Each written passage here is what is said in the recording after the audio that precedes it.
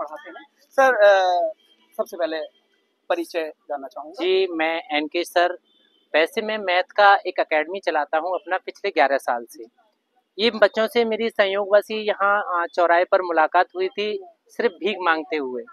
तो मैं as a teacher था और टीचर ही बच्चों को गाइड करने वाला होता है।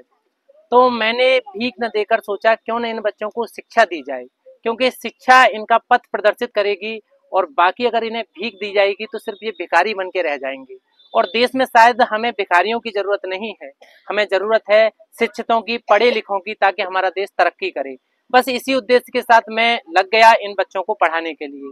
अब इन बच्चों के साथ कैसे मेरा रिलेशन बन गया, एक ऐसा बॉन्डिंग बन गया कि स्टूडेंट और टीचर के बीच में जो मोहब्बत पैदा हो जाती है वो बन गई। और मुझे मालूम नहीं चला कि सालों और महीने कब खर्च निकल गए इसमें, इस कार्य को करते हुए। और ये कंटिन्यू कर रहा हूँ मैं ये कार्य, और इससे मुझे एक दिल में सुकून मिलता है कि अगर मैं अपनी लाइफ में 10-12 बच्चे भी इनमें से कुछ बना पाया तो शायद मैं अपने आप को धन्य समझूंगा। किस तरह के बच्चे हैं, कहाँ रहते हैं, थोड़ा इस बारे में? ये बच्चे इन्हीं झोपड़ झुग्गियों में रहते हैं और यहीं कहीं मांगते हैं।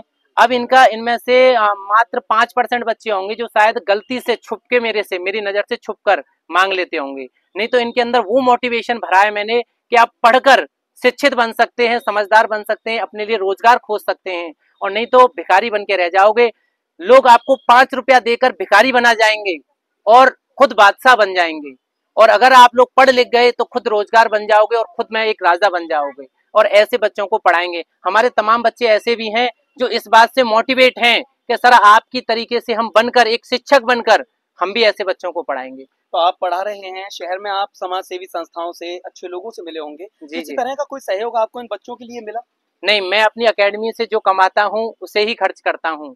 मैं कई संस्थाओं के पास भी गया था तो वो खुद परेशान हैं, वो मेरी मदद क्या करेंगे।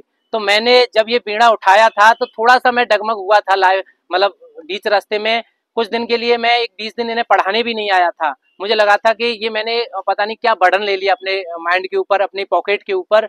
लेकिन बाद में मुझे लगा कि ये एक धोखा हो जाएगा, तो इसलिए मैंने फिर दोबारा से स्टार्ट किया और दोबारा से मैंने इन पे इन्वेस्ट भी किया और अपनी खुद की जेब से ही करता हूँ मैं तो सब। किस तरह मैनेज करेंगे? यहाँ पीपल के नीचे ही पढ़ाते रहेंगे या स्कूलिंग का भी कुछ ऐसा आपने सेटअप इनके लिए सोचा है कि भविष्य में हो जाए? नहीं, मैंने ये सोचा है कि या तो कोई संस्था या गवर्नमेंट, मैं डीएम साहब से भी मिला यहाँ के, मैं कई आला अधिकारियों से भी मिला।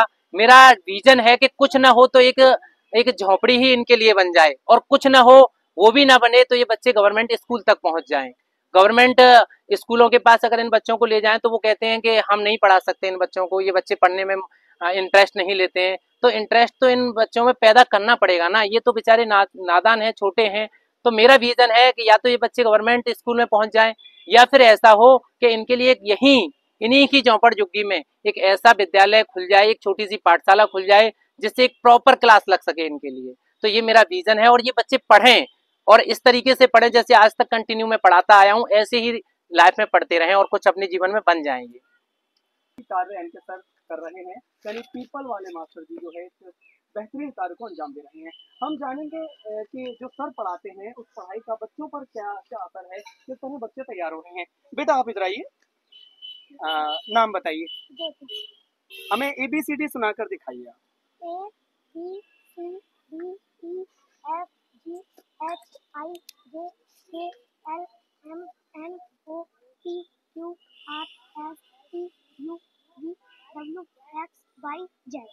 थैंक यू बेटा, बैठ जाइए। तो आपने देखा कि ये झोपड़पट्टी में रहने वाले बच्चे हैं, लेकिन कितनी अच्छी शिक्षा इनको मिल रही है।